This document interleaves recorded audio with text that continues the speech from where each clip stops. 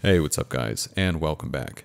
I have a pretty short and simple video for you guys today. We're going to talk about Steam Engine Simulator and the progress I've made in the last 2 months on the broader Engine Simulator universe.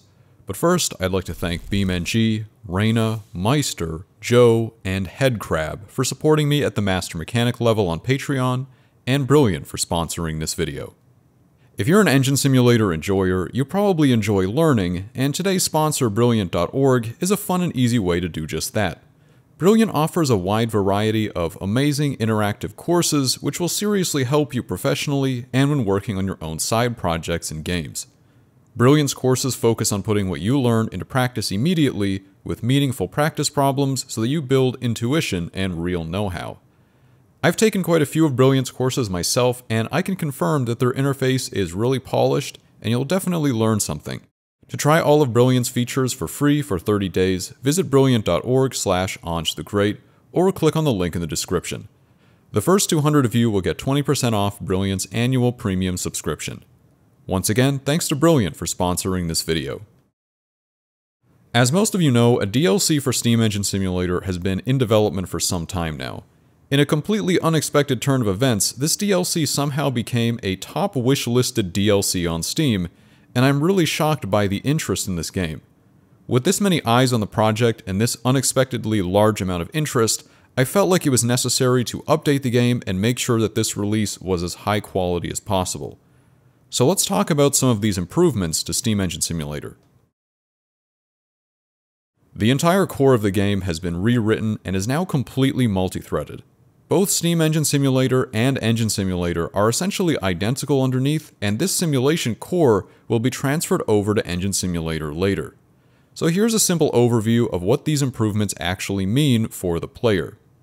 The Steam Engine simulation is now 3 times faster, so it'll run on more computers and overall just provide better performance.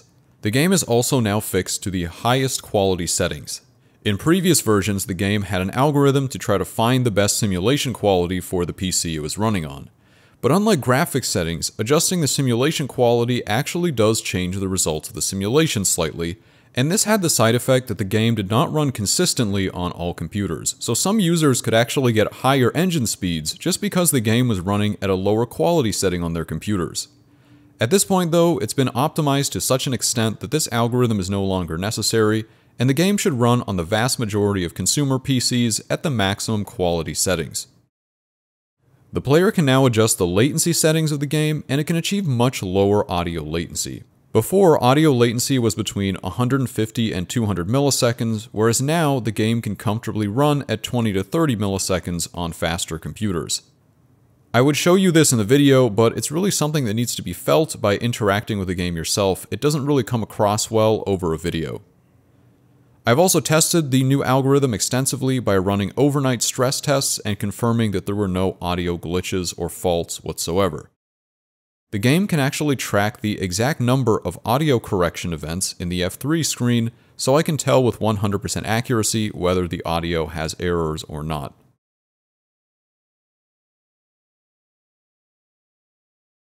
I've implemented some basic shading effects to the gaming area. Now, it's very subtle, but you can see it clearly in this side-by-side comparison. I've also changed the void to a darker color with a slight glow effect around the game's main area. I made this change after studying some videos from YouTubers and streamers playing Steam Engine Simulator and finding that the old void color was a bit distracting and looked less polished. If you see any banding or harsh lines in this gradient, that's most likely from YouTube's compression algorithm since they aren't visible in the actual game. The Steam particle system has been completely redone, and the user can adjust the quality settings to suit their PC or disable them completely. It's quite an improvement from the old particle system, which is mostly unchanged from my original implementation.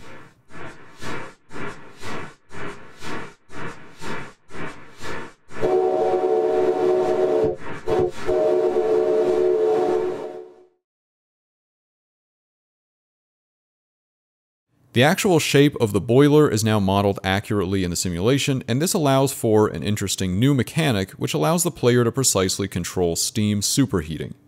By offsetting the heat source, some of the heat contact area is over the steam, which heats the steam directly. Higher steam temperature leads to more efficient steam engine operation, and this is also accounted for in the simulation. This will be more important in the upcoming DLC release.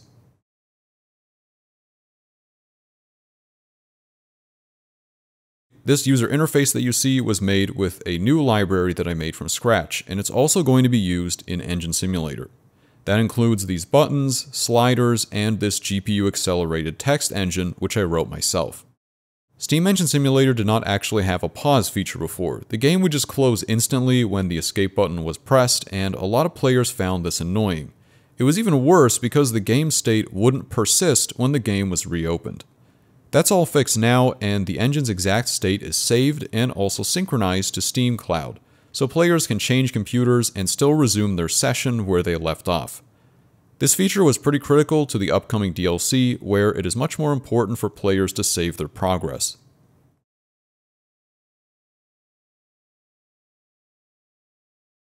You may have noticed these new controls that were added onto the Steam engine. This change did cause some controversy in the Steam Engine Simulator community, so I want to give an explanation for why I chose this particular control style.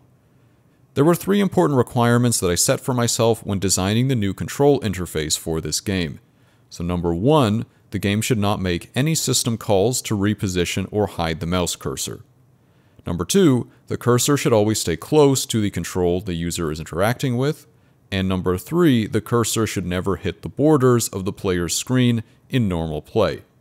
The first requirement comes from a pet peeve that I have with some software. Apart from the sometimes buggy nature of repositioning the mouse cursor, I find that hiding or modifying the mouse cursor in any way is not ideal for user experience. An example would be the sliders in FL Studio. When the user interacts with them, the mouse is immediately hidden. Now, I'm not sure what the exact psychology behind this is, but I personally find it a bit annoying when this happens, and it feels kind of surprising or unexpected. It also feels a bit uncomfortable to adjust the slider not knowing where my mouse is, and then have the mouse just show up back at the slider when I release the mouse button. I'm sure a person could get used to it, but it's just something that I've noticed when using the program. Anyway, this approach clearly violates my first rule since it is both canceling all vertical motion of the mouse cursor and hiding my mouse in the process. The second and third requirements are related to each other. I've spent hundreds of hours developing, testing, and playing Steam Engine Simulator, and I've always found it annoying that the mouse ends up so far away from the slider that I'm interacting with. In certain situations, it can also collide with the boundaries of the screen, which requires the player to let go of the control and reacquire it again. My solution to all these problems was to move to a radial control style. I admit that it's a little unusual and maybe takes some getting used to, but after I did get used to it, I found that it was a lot better than the old control style. When using the keyboard shortcuts for fast and slow adjustment, it allows all valves to be adjusted both quickly and precisely, and really isn't that cumbersome at all. All this being said, it's entirely possible that 500 hours in Steam Engine Simulator has made me a bit biased, and at the end of the day, you guys are the ones playing the game, and I want to make it as enjoyable for you to use as possible. I've added a setting to revert to the old control style, and the radial controls are going to continue evolving as I figure out better ways of solving this input problem.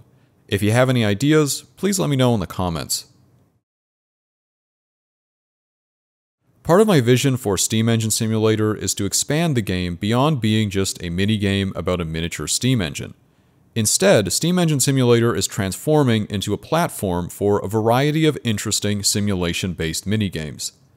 This will fulfill an important role in the Engine Simulator universe.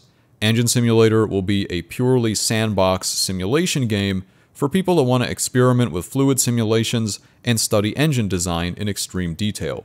Meanwhile, Steam Engine Simulator will provide more curated experiences that potentially have more narrative and gameplay elements.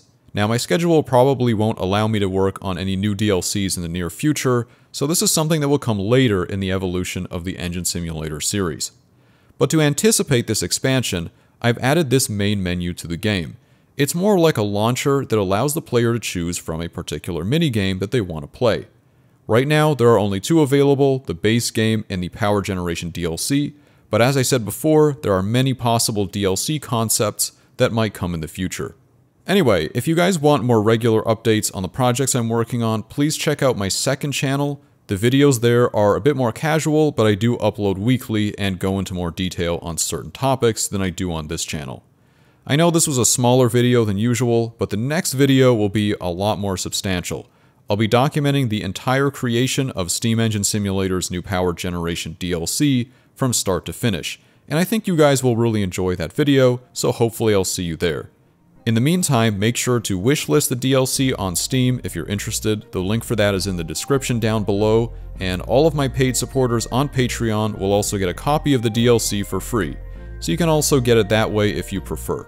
Anyway, thank you to all my Patreon supporters and Brilliant for making this video possible, and thank you for watching. I'll see you guys next time.